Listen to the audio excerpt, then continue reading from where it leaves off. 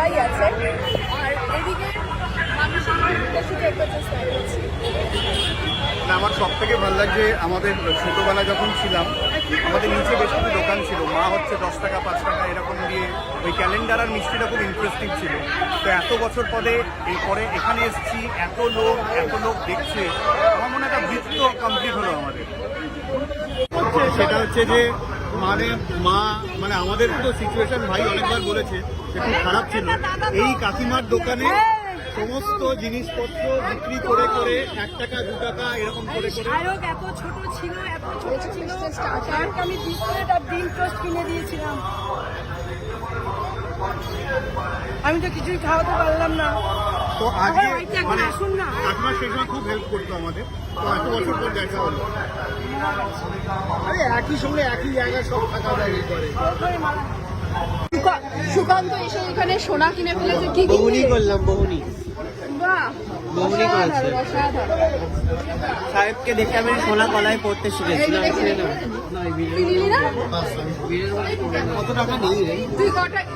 ও তো বানাচ্ছে এত অব্দি আসবে, বুড়ি অব্দি। না আমার একটাই যথেষ্ট, আমি পড়িনি না, একটাই যথেষ্ট। খুবই সস্তা, পাতলা, কত দাম? খুবই পাতলা। দাম কত? দাম থেকে এই যে আমার বিয়ে এসেছে, জানিস না তুই হাট কিনে ফেললি, পয়সা একে বলে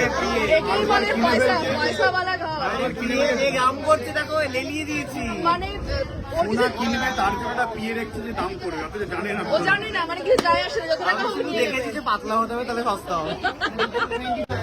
এখন চলছে মায়ের জন্য একটা মডেলকে টেস্ট করে দেখা, ভালো লাগে। এটা বলে এটা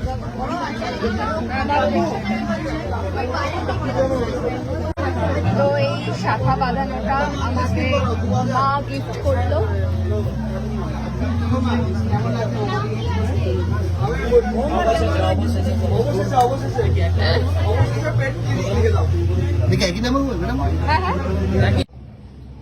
এটা হলো সেই শাখা বাঁধানোর ডিজাইনটা।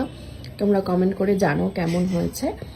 আর এটা মা দিয়েছে বটে, কিন্তু অ্যাকচুয়ালি টাকাটা দিয়েছে কিন্তু সায়কি।